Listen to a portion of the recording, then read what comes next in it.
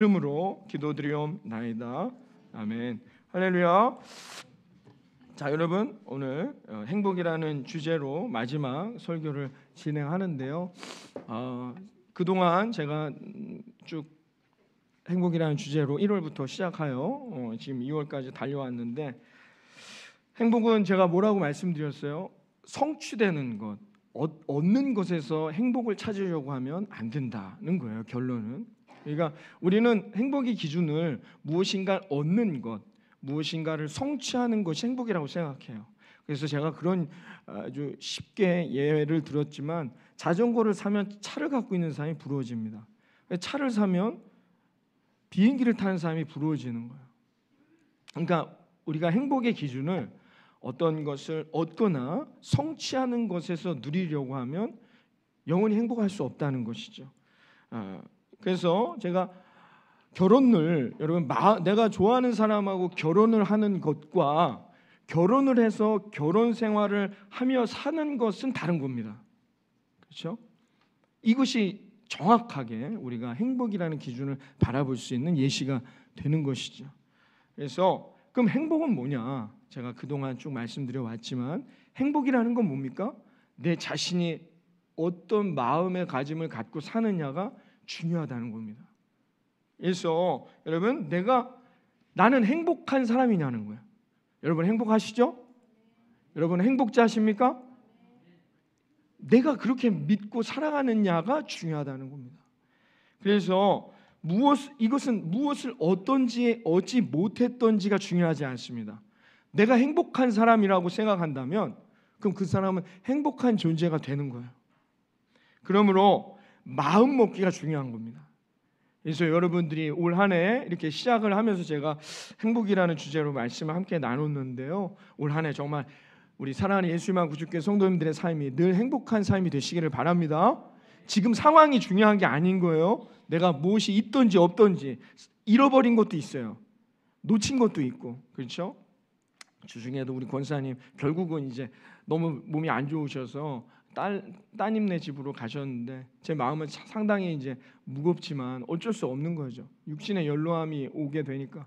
그런데 여러분, 거기서 나는 이거 힘들어, 이제 난 끝났어라고 생각하면 안 된다는 거예요.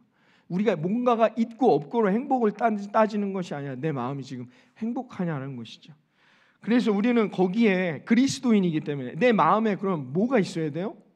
예수 그리스도. 우리는 주님 안에 거하는 거예요. 주님이 내 안에, 내가 주님 안에 거할 때, 그때 우리 그리스도인들은 뭐예요? 행복자가 된다는 것입니다. 여러분들이 그러므로 2023년 한 해 우리 모든 성도님들, 우리 사랑하는 구주교회 성도님들 삶에 늘 행복이 충만하여 승리하는 인생들이 되시기를 바랍니다. 그런데 그러면 이 행복을 앗아가는 것 뜻이 뭘까요? 우리가 이 행복한 인생을 살고자 하는데, 그러면 내 마음에 예수 그리스도가 있어야 되잖아요. 그럼 반대로 이 행복을 빼앗아가는 것, 이 행복이 상실되는 건 뭐예요? 내 마음에 죄가 들어오면 행복을 잃어버리는 거예요. 그러므로 우리는 늘 이 죄의 문제를 늘 조심해야 한다는 것입니다. 이 죄라는 건 뭐냐? 결국 예수님과 나와의 관계를 깨트리는 거예요. 내가 늘 주님을 붙들고 살아가지 못하도록 만드는 게 죄라는 거예요. 여러분, 시련이 올 때 어떻습니까? 낙심하죠. 고난이 오거나 염려가 올 때 어떻게 해요? 기도는 하는데 응답이 안 돼요. 그리고 낙심합니다. 기도해도 안 되는구나. 기도도 응답이 안 되고. 이게 뭐예요? 이게 죄란 말이에요. 사탄은 우리에게 계속 그런 마음을 주므로 주님과 나의 관계를 멀어뜨리게 만들려고 한다는 겁니다. 그리고 그렇게 되면 어떻게 해요? 예배를 드리는데 졸려요. 딴 생각이 든단 말이에요. 왜요? 내 마음이 이미 죄로 말미암아 주님과의 관계가 깨어졌기 때문인 거예요. 예배 자체에 문제가 있는 게 아니에요. 사람에게 문제가 있는 게 아니에요. 내 마음에 문제가 생긴다는 말입니다. 그러니 행복이 없어요. 예배는 뭐 나와도 뭐 안 돼, 기도해도 안 돼, 염려와 불평과 근심은 내 입술을 통해 더 넘치게 된다는 거예요. 그게 죄 짓는 거예요. 그게 무너지는 거예요. 그게 지옥으로 가는 거예요. 그럼 왜 그러냐? 우리 마음이 주님만으로 가득한 것이 아니라 죄로 말미암아 더러워졌기 때문이다 라고 성경은 말해요. 제가 얘기하는 게 아니라 예수님이 우리에게 이렇게 말씀해 주셨어요. 마태복음 5장 8절과 시편 66편 18절에 이렇게 말합니다. 우리 한번 읽어보겠습니다. 마음이 청결한 자는 복이 있나니 그들이 하나님을 볼 것이며 내가 나의 마음에 죄악을 품었더라면 주께서 듣지 아니하시리라. 아멘. 아멘. 여러분, 기도해도 응답이 안 된다는 거예요. 왜요? 왜 그래요? 내 안에 죄가 있기 때문이라는 거예요. 내 마음에 죄악이 들어와 있기 때문에 이제 기도해도 응답이 안 되는 거예요. 기쁨도 없고 예배를 드려도 감사와 기쁨이 없는 거예요. 왜 그러냐? 그것은 예수님이 직접 말씀했어요. 마음이 더럽기 때문이다 라고 말해요. 이 마음이 더럽다는 표현이 뭐예요? 죄로 가득한 거예요. 이해되십니까? 여러분, 아주 중요한 말씀 오늘 배우고 가시는 거예요. 여러분, 그러므로 죄라는 건 뭐냐? 하나님과 멀어지는 거예요. 기독교에서 말하는 죄는 세상에서 말하는 율법적 죄, 도덕적인 죄, 규범적 죄를 말하는 게 아닙니다. 성경 안에서 말하는, 우리가 말하는 죄는 뭐냐? 하나님과 멀어지는 거예요. 그런데 문제는 뭐냐? 하나님과 멀어지고 예수 그리스도와 멀어지니까 내 삶의 행복이 상실되더라는 거예요. 당연한 거죠. 여러분, 그러므로 우리가 죄에 빠지고 싶은 것은 인간의 본능입니다. 죄에 빠지는 거, 그렇죠? 예배 드리지 않고 오늘도 어디 놀러 가고 싶은 마음이 그건 당연한 거예요. 우린 그런 마음이 늘 우리 안에 존재한다는 거예요. 그걸 성경은 뭐라고 그래요? 마귀의 유혹이라고 말해요. 마귀가 자꾸 우리를 그렇게 유혹해요. 선악과를 따먹는 죄를 지음으로 말미암아 아담과 하와의 그 이후의 삶은 어떻게 해요? 행복이 사라졌어요. 에덴 동산을 떠난 그들의 죄는 뭡니까? 저주는 뭐예요? 죽을 때까지 일해야 돼요. 그걸 저주, 죄, 그 행복이 상실됐다고 성경은 말했단 말이죠. 왜냐? 그 마음에 어떻게 해요? 그 죄로 말미암아 하나님 앞에 관계가 깨어졌기 때문이라는 거죠. 제가 늘 말씀드려요. 마약, 술, 담배, 음란 다 왜 그래요? 내가 행복하고자 하는 거예요. 근데 그게 진정한 행복을 주지는 못하더라는 것이죠. 그러므로 여러분, 우리가 23년 안에 우리 모든 예수님만 구주께 성도님들의 삶에 행복이 충만하시기를 바랍니다. 너는 행복자로다. 그럼 행복한 인생이 되시기를 바라겠습니다. 그러려면 우리가 늘 조심해야 될 게 뭐예요? 내 마음에 있는 죄예요. 죄의 문제를 해결해야 한다는 겁니다. 그럼 죄의 문제를 해결할 방법이 뭘까요? 이게 중요하죠. 회개예요. 회개. 우리는 늘 죄를 지을 때마다 회개해야 한다는 거예요. 그러므로 제가 이건 예전에도 몇 번 말씀드렸어요. 우리가 구원받은 은혜, 구원받은 축복 중에 제일 중요한 축복이 뭐냐? 회개의 축복이에요. 회개할 수 있다는 건 축복인 거예요. 이해가 잘 안 되시겠죠? 왜? 회개해야 내 마음의 죄의 문제가 해결되고, 죄의 문제가 해결되어 어떻게 해요? 하나님이 예비하신 행복을 얻기 때문이죠. 그러니까 회개하는 건 축복인 거예요. 세상 사람들은 절대 이해할 수 없는 부분이죠. 여러분, 많은 성도님들이 신앙생활을 하는데 은혜와 감격을 상실하고 살아가요. 그냥 지난주에도 예배드렸으니까 이번 주에도 예배드려요. 왜 이렇게 살아갈까요? 십자가를 봐도 구원의 은혜가 없어요. 정말 이 구원의 은혜 때문에 정말 그 값을 내가 지불하고자 오늘도 집사 직분을 받았는데 멍해라고 했어요. 우린 당연히 멍해를 지어야 돼요. 왜? 예수님이 대신 우리의 모든 값을 지불하셨단 말입니다. 제가 만약에 여러분들이 만약에 예를 들어서 빚이 30억이 너무 많이 잡았나요? 여러분 빚이 3억만 있어도 여러분 빚져보신 인생 살아보신 적 있나요? 잠자기 힘듭니다. 전화가 울리잖아요. 가슴이 철렁철렁 내려앉는 거예요. 근데 예수님이 어느 날 내가 빚을 졌어요. 근데 누군가 띵동 전화가 와요. 받았더니 김학수 씨 이제 빚이 다 사라졌습니다. 그 누가 갚아줬죠? 저기 대전에 사는 예수님이라는 사람이 갚아줬습니다. 여러분 어떻게 하시겠습니까? 한 번은 찾아가 봐야 되지 않습니까? 누군지. 전혀 나랑 상관없는 사람인데 나를 위해 대신 그 빚을 갚아줬어요. 그럼 찾아간 다음에 여러분이 만나면 어떻게 하시겠어요? 모든 말씀만 하세요. 제가 너무 감사합니다. 됐어요. 전 괜찮습니다. 아니, 그럴 수는 없죠. 제가 이렇게 은혜를 줬는데 제가 뭐라도 드시고 싶은 게 뭔지, 뭐가 필요하신지. 말씀만 하세요라고 말씀하시지 않겠냔 말이에요. 여러분, 나의 죄를 대신 갚아주셨다. 십자가의 은혜란 그런 고백인 거예요. 그러니 나는 당연히 멍에를 지고 남은 인생 예수 그리스도를 위해 사는 건 당연한 거예요. 왜? 내 대신 그 죄값을 다 지불하셨단 말입니다. 여러분, 이걸 깨달아야 돼요. 근데 문제는 뭐다? 그런 우리가 그 은혜를 상실하고 살아간단 말이에요. 왜요? 은혜를 상실하고 살아갑니다. 왜요? 회개가 없기 때문에. 죄가 내 마음에 들어올 때 회개하여 그 죄를 이겨야 되는데 내버려 둡니다. 그러니까 이게 쌓이니까 어떻게 해요? 점점 주님과 멀어지는, 은혜와 감격이 사라지는 거예요. 많은 분들이, 저도 그랬어요. 저도 그랬지만 회개해라 그러면 힘든 거라고 생각해요. 또 나의 그 잘못됐던 것들을 또 고백하라 하시네 목사님. 회개한다는 건 상당히 힘들고 어려운 것으로 생각합니다. 그러나 여러분들이 이 말씀을 통해 이 원리를 깨달아야 되는 거예요. 회개란 참된 기쁨이요, 내게 아름다운 하나님이 예비하신 복을 받는 방법이라는 것을 깨달으면 여러분, 회개는 기쁜 거예요. 회개할 수 있다는 게 감사한 거예요. 이걸 우리가 오늘 깨달아야 한다는 것입니다. 여러분, 회개의 문이 열려 오늘도 하나님 앞에 회개하며 승리할 수 있는 저와 여러분이 되기를 바라겠습니다.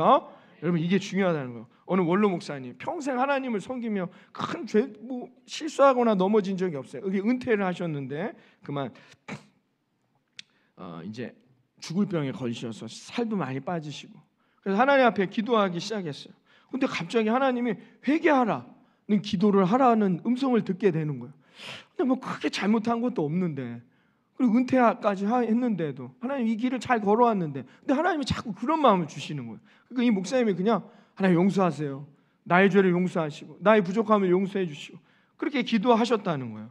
그렇게 하나님께 회개가 터져 나오면서 기도했더니 환상도 보며 이 목사님이 그 병에서 치유함을 받는 놀라운 은혜를 경험했다는 간증을 들었습니다. 유튜브에도 지금도 나오시는데, 여러분, 이 회개한다는 건 놀라운 복이라는 거예요. 우리가 새벽에 사무엘서를 보면서 다윗의 이야기를 살피는데요, 다윗은 축복받은 자입니다. 하나님께. 왜요? 그는 하나님 마음에 합한 자였다라고 말해요. 그 뭐가 합한 자였을까? 우리가 그 행동을 보고 배워야 되는데, 여러분, 오늘 읽었던 시편 51편은 주제가 뭐예요? 여러분, 성경 말씀 이렇게 보시면 오늘 51편을 보세요. 51편 위에 이 시의 주제는 뭐래요? 타이틀 나와 있죠. 다윗의 시인데 뭐래요? 인도자를 따라 부르는 노래. 여러분, 성경에 만약에 이런 내용이 없다 그러면 그 성경책은 버리시고 다시 사셔야 됩니다. 좋지 않은 성경책, 그런 성경책은 없을 거예요. 다 이렇게, 이거는 모든 교파들이 다 함께 모여서 말씀을 번역했기 때문에. 여러분, 뭐라고 써 있습니까? 다윗의 시, 인도자를 따라 부르는 노래인데 언제 쓰여졌대요? 다윗이 밧세바와 동침한 후 선지자 나단이 그에게 와서 그 죄를 깨달았을 때 쓴 시예요. 여러분, 다윗은 하나님 마음에 합한 자였는데 이게 어디 입에 담기도 힘든 그런 잘못을 저질렀단 말입니다. 이게 말이 됩니까? 간음과 살인을 저질렀어요. 이건 진짜 다윗으로서 이게 우리가 어떻게 받아들이기 힘든 거예요. 근데 결론은 뭐예요? 제가 새벽에도 말씀드리지만, 근데 하나님은 다윗을 축복하셨단 말이에요. 왜 그랬을까? 하나님 마음에 합한 자였대요. 뭐가 합했을까? 성경은 그걸 우리에게 말해주고자 하는 거예요.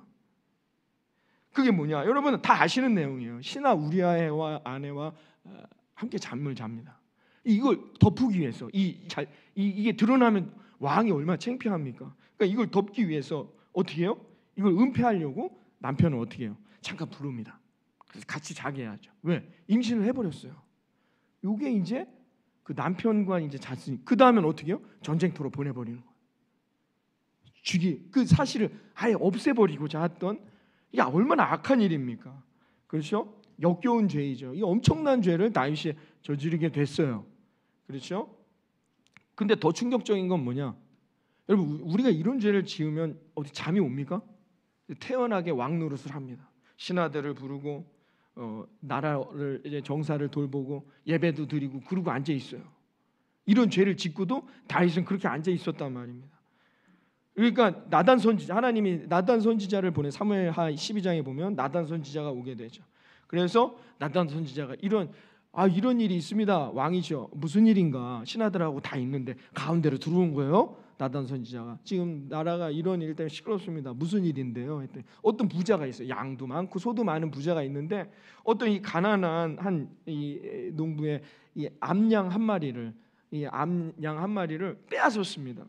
빼앗아서 그 암양을 빼앗다가 자기 손님들을 대접하는 일에 써버렸어요. 그러니까 다윗이 뭐라고 하냐? 다윗이 깜짝 놀라서 아니 이게 말도 안 되는 얘기라고 얘기하죠. 사무엘하 12장 5절 말씀에 있습니다. 사무엘하 12장 5절 말씀 한번 읽어볼까요? 다윗이 그 사람으로 말미암아 노하여 나단에게 이르되 여호와의 살아계심을 두고 맹세하노니 이 일을 행한 그 사람은 마땅히 죽을 자라. 여러분, 이 나단이 지금 다윗을 깨닫게 하려고 그 죄를 깨닫게 하려고 하는 그냥 에피소드 이야기예요. 그러면 여러분 생각을 해보세요. 이런 엄청난 죄를 지어서 그 죄를 자기가 깨달았단 사람이면 이 사람이 나 들으라고 하는가? 이런 깨달음이 왔겠죠. 근데 뭐래요? 누구냐? 마땅히 잡아오라 얘기해요. 내가 죽여버리겠다는 거죠. 여러분, 이게 우리들의 모습이라는 거예요. 이 성경이 오늘 이 말씀들을 통해 우리에게 말하고자 하는 핵심은 뭐냐? 죄를 짓고도 죄를 지었는지 모른단 말이에요. 근데 우리가 하나님과 멀어지는 죄를 지어도 죄를 지었는지를 모르고 생활해 나갈 수 있다는 것입니다. 여러분, 예배 잘 드리죠. 기도도 잘해요. 점점 흠도 없는 것 같아요. 바른 사람인데 그 마음에 악만 가득하다면, 죄만 가득하다면 하나님이 그 사람을 축복하시지 않는다는 거예요. 여러분, 이렇게 자기의 마음이 완악한 사람, 그 마음은 자기는 알잖아요. 겉으로야 예배 잘 드리고 신실하고 하지만 그 마음에 남을 미워하고 시기하고 막 저주하고 혼자 욕하고 그건 자기만 알잖아요. 그러고도 예배 드릴 수 있단 말이에요. 이곳에 앉아서 예배할 수 있다니까요. 남들이 보면 정말 신앙이 좋고 정말 경건한 분이라고 생각할 수 있단 말입니다. 여러분, 오히려 그리고 게다가 어떻게 해요? 남이 실수해요. 남이 죄 지으면 막 손가락질하고 아니 저를 어떻게 저럴 수 있느냐고, 아니 어떻게 저렇게 잘못할 수 있냐고 판단하고 손가락질하고 비판할 수 있단 말이에요. 누가? 우리는 그럴 수 있다니까요. 왜? 나의 죄는 안 봐요. 회개하지 않는 인생은, 회개하지 않는 사람은 어떻게 이룰 수 있어요. 다윗이 이루고 있단 말이에요. 여러분, 늘 말씀드렸지만 다윗이 위대했기 때문에, 죄가 없기 때문에 하나님이 쓰신 게 아니에요. 하나님이 그를 축복하신 게 아니란 말입니다. 그럼 하나님은 이런 사람, 이 뻔뻔한 사람입니다. 뻔뻔한 사람인데 하나님은 왜 다윗을 축복하셨을까? 이게 중요하죠. 하나님이 결국 다윗을 축복하셨단 말이에요. 왜? 하나님 마음에 합한 자라고 사도 바울은 얘기했어요. 왜 하나님 마음에 합했느냐? 다윗은 뭐예요? 회개할 줄 아는 사람이었어요. 여러분 생각을 해보세요. 신하들이 이렇게 여러분이 다 있어요. 근데 누군가가 갑자기 느닷없이 들어와갖고 저한테 당신 안산에서 내가 지은 죄를 안다 막 얘기해 보세요. 일단 그러면 어떻게 해요? 고소하겠죠.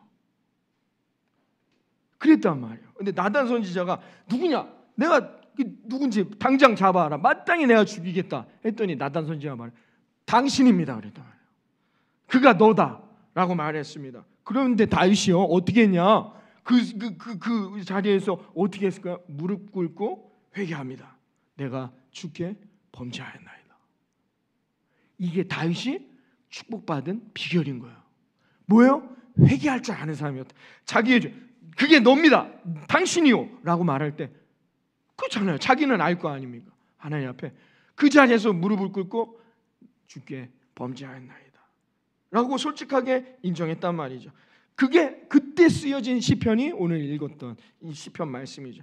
시편 51편 3절에 이렇게 말했습니다. 오늘 읽었던 3절 말씀인데 같이 읽습니다. 무릇 나는 내 죄과를 아오니 내 죄가 항상 내 앞에 있나이다. 아멘. 이 죄는 어떻게 없어질 수가 없어요. 늘 다윗을 이야기할 때마다 다윗 앞에서 지금도 우리가 얘기하잖아요. 수많은 시간이 지난 지금도 다윗을 얘기할 때 이 죄는 항상 언급될 수밖에 없어요. 이 죄는 항상 내 앞에 있는, 다윗은 알아요. 이 죄를 알고 있다는 것입니다. 그럼에도 다윗은 어떻게 해요? 이것을 회피하지 않았단 말이에요. 이걸 숨기려고 하지 않았다는 것입니다.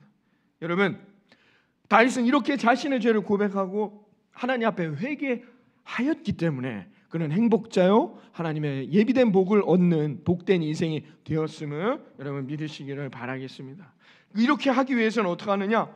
우리가 내 안에 성령이 함께해야만 가능하다는 것입니다. 여러분, 에베소서 교회에 주님이 주신 말씀 중에 첫 당부가 뭐냐? 생각하라는 거예요. 그게 뭐냐? 계시록, 요한계시록 2장 5절에 나와 있는데요. 함께 읽어봅니다. 그러므로 어디서 떨어졌는지를 생각하고 회개하여 처음 행위를 가지라. 만일 그리하지 아니하고 회개하지 아니하면 내가 내게 가서 내 촛대를 그 자리에서 옮기리라. 아멘. 자, 뭐예요? 생각하라는 거예요. 그게 뭐예요? 언제부터 내가 불행했는가? 언제부터 내 마음에 은혜가 사라지고 감사와 기쁨이 사라지고 예배 드리는데 졸리고 어떻게 해요? 기도해도 응답도 없고 기도하고 싶은 마음도 들지도 않고 예배 드리기는 마음도 싫고 미운 마음이 생기고 언제부터 그렇게 그런 마음들이 내 안에 생겨났는지를 생각하라는 거예요. 어디서부터 떨어졌는지를 언제부터인가 그것이 언제부터인가를 돌아보라는 것이죠. 그리고 어떻게 해요? 그렇게 된 그 행위를 하나님 앞에 회개하라는 거예요. 그렇게 되면 어떻게 해요? 죄를 고백하고 회개할 때 하나님께서 다시 역사하신다는 겁니다. 근데 여러분, 이걸 아무리 여러분에게 말씀드려도 뭐예요? 내 안에 성령이 함께하지 않는 자는 깨달을 수가 없어요. 제가 늘 말씀드리는 결론은 전제 조건이 뭐냐? 성령을 받아야 돼요. 성령이 내 안에 함께하는 자만이 그 죄를 깨닫는 거예요. 그리고 회개할 수 있는 거예요. 사울 왕은 왜 실패했을까요? 회개하지 않았기 때문이죠. 그 차이인 거예요. 성경은 우리에게 그것을 말해주는 것이죠. 여러분, 우리가 다윗에게서 배워야 할 이 회개, 이게 아주 중요한 것입니다. 그래야만이 행복을 우리가 지켜 나아갈 수 있다라는 것입니다. 그러므로 우리가 다윗에게서 배워야 할 이 회개에 대해서 몇 가지 특징이 있습니다. 그 특징이 뭐냐? 하나는 죄를 용서해 달라고만 하지 아니하고 자기를 그 죄에서 깨끗하게 해달라요. 완전히 그 죄를 씻어달라고 말합니다. 이 회개가 중요합니다. 오늘 시편 읽었던 본문의 7절과 9절에 다윗이 이렇게 고백하거든요. 함께 세 번역으로 읽어봅니다. 우슬초로 나를 정결케 해주십시오. 내가 깨끗하게 될 것입니다. 나를 씻어주십시오. 내가 눈보다 더 희게 될 것입니다. 주의 얼굴을 내 죄에서 돌이키시고 내 모든 죄악을 지워주소서. 아멘. 여러분, 이런 기도를 하나님 앞에 이렇게 간구할 수 있는 우리 사랑하는 성도님도 되시기를 바랍니다. 아니, 목사님, 내가 죄 지은 거를 그냥 회개만 해도 감사한데 이걸 어떻게 감히 하나님 앞에 씻어달라고 합니까? 이 대단한 기도죠. 어떻게 보면 염치 없는 기도입니다. 그냥 없게 해달라는 거예요. 씻어달라는 것이죠. 여러분, 다윗이 지은 그 밧세바와의 그 죄를 쉽게 용서할 수 있을 만한, 우리가 뭐 누구한테 화낸 정도가 아니잖아요. 누구한테 막 거짓말한 정도가 아니라 이걸 쉽게 씻어낸다? 쉬운 죄가 아니란 말입니다. 어려운 거죠. 그런데 다윗은 어떻게 고백했다고요? 씻어달래요. 주님 앞에 기도할 때 이걸 나를 씻어달라는 겁니다. 가능합니까? 근데 놀랍게 주님은 이 기도를 응답하셨어요. 어떻게 해요? 예수 그리스도를 통하여서. 요한일서 1장 7절에 이렇게 말합니다. 요한일서 1장 7절에 함께 읽어봅니다. 그가 빛 가운데 계신 것 같이 우리도 빛 가운데 행하면 우리가 서로 사귐이 있고 그 아들 예수의 피가 우리를 모든 죄에서 깨끗하게 하실 것이요. 아멘. 네. 아멘. 예수 그리스도로 우리의 죄가 그냥 죄 지은 것을 용서받는 차원에서 끝나는 것이 아니라 저와 여러분의 죄가 깨끗이 씻어졌음을 믿으시기를 바라겠습니다. 이게 예수 그리스도의 은혜라는 거예요. 우리가 이 자리까지 달려가야 돼요. 죄의 문제를 해결하는 가장 중요한 방법입니다. 이 문제가 해결되지 않고 이런 설교를 듣지 않으니까 이단에 빠지게 되는 겁니다, 여러분. 죄의 문제를 해결하기가 어렵거든요. 예수 믿고 구원받았는데 목사님, 많은 사람들이 세상에서 질타하고 비판합니다. 뭐라고요? 교회 다니는 사람들이 어떻게 저럴 수 있느냐. 그들도 마찬가지인 거예요. 우린 다 동일한 죄인이란 말입니다. 그런데 어떻게 해요? 예수님이 십자가의 지심으로 이 모든 죄에서 우리를 깨끗게 해주셨다는 거예요. 어떤 것도 우리에게 남지 않았다는 거예요. 믿으십니까? 이걸 믿는 자만이 천국을 얻는 거예요. 우리는 다 죽으면 어떻게 해요? 저나 여러분은 다 어떻게 한다고 했어요? 주님 앞에 가서 재판받아요. 그 심판이라고 표현하지만 재판받습니다. 그때 우리의 모든 죄가가 다 드러나요. 증거가 다 남아있어요. 여러분, 증거가 없어졌을 거라고 생각하지 마십시오. 내가 이거 다 지웠다고 해서 이 땅에서의 죄가 사라졌다고 생각하시면 안 됩니다. 다 지금 예수님은 최고의 변호사이시기 때문에 다 가지고 계세요. 그걸 어떻게 해요? 그걸 다 안 보시겠다는, 그 증거들은 다 보지 않고 나를 의인이라고 인정해 주시겠다는 거예요. 이게 구원의 은혜요, 복된 은혜임을 알게 되는 것입니다. 여러분, 사람들은 근본적으로 자신의 죄를 감추죠. 저나 여러분 다 죄가 있습니다. 목사님, 저는 완벽한 사람이 아닌 걸 늘 말씀드리지만 저는 완벽한 사람이, 저도 인간인데요. 저도 화도 많고 실수도 많이 합니다. 뭐 잊어버리기도 많이 하고. 지난주에 제가 우리 박성현 우리 군에게 60대라는 말을 했다고 지적을 받았습니다. 제 말의 뜻은 이렇게 뭐라고 해야 될까요? 목소리가 그렇다는 뜻이 아니었죠. 저는 이제 이게 아주 그냥 원숙한 목소리를 칭찬하고자 얘기했는데 그러면 왠지 좀 나이 들어 보이는 걸 지적한 것 같다. 뭐 이런 또 제가 말씀을 지적을 받아서 죄송합니다. 저는 그런 뜻이 아니었습니다. 제 의도는 아시죠? 네, 다 아실 거예요. 이렇게 너무 이게 원숙하고 좋은 목소리였다는 걸 좀 위트 있게 얘기하려다 보니까 그런 표현했는데, 또 듣고 보니까 괜히 제가 뭔가 특정 세대를 비하하는 듯한 그런 표현이었던 것 같은 그런 느낌이 드는 실수를 한 것 같아서 제가 이렇게 오늘 다시 한번, 사람은 다 실수할 수 있고 넘어질 수 있고 죄 짓단 말입니다. 우리는 다 하나님 앞에 구원 받을 만한 대상이 아닌데 예수 그리스도가 그 모든 것을 씻어 주신 거예요. 다른 종교들은 그 불안을, 이 죄의 불안을 이겨내려고 어떻게 해요? 고행도 하고 여러 가지 것들을 한다는 거예요. 그런데 이 문제는 해결되지 않아요. 그렇게 한다 해서 해결되지 않습니다. 극단적 종교들은 어떻게 해요? 그래서 어떻게 해요? 자기의 목숨을 바친다는 이유로 그런 극단적 선택들을 합니다. 그러면 자기는 천국에 갈 수 있다고 생각해요. 그렇지 않단 말입니다. 근데 왜 그럽니까? 이 다 죄의 문제 때문이라는 거예요.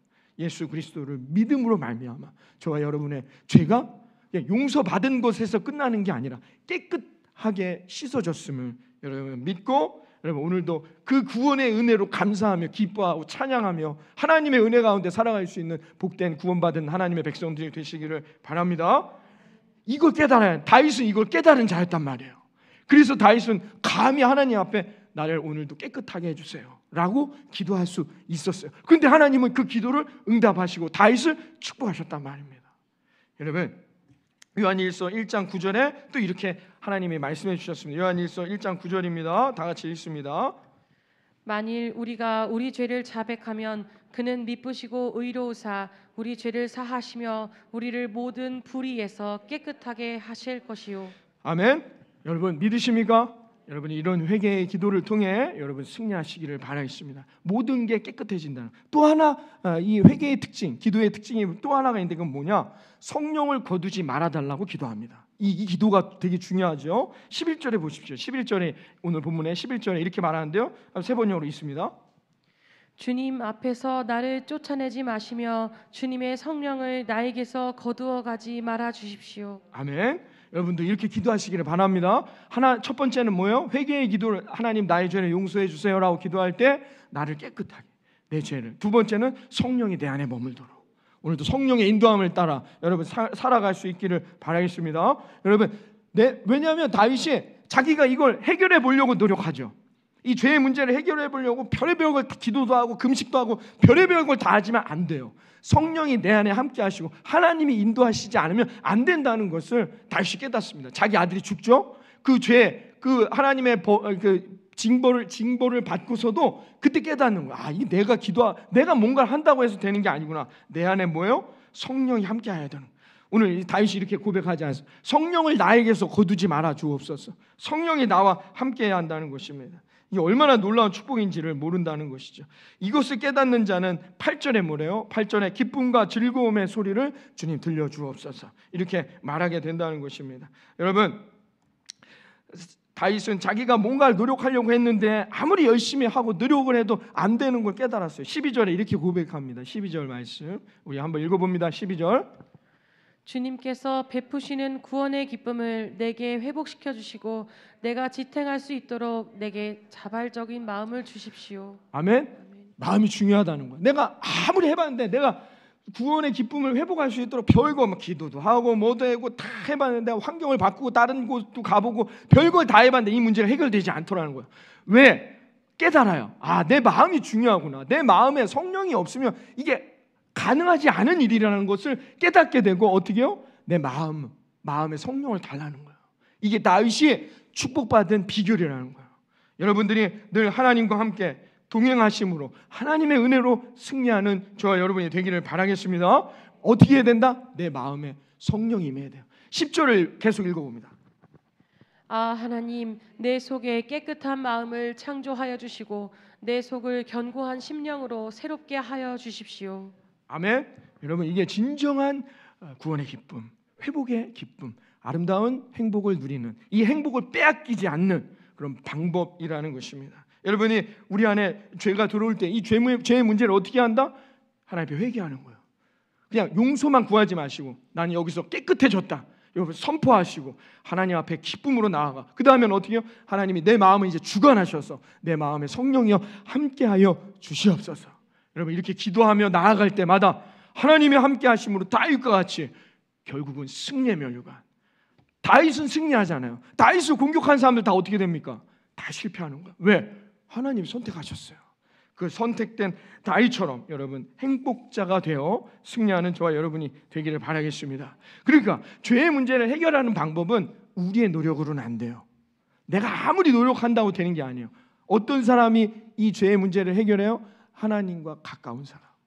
오늘도 하나님과 친밀하게 달려가는 사람. 여러분 마음에 하나님이 계심을 믿으십니까? 예수께서 십자가의 보혈의 은혜로 내 죄 사함을 얻었음을 믿으십니까?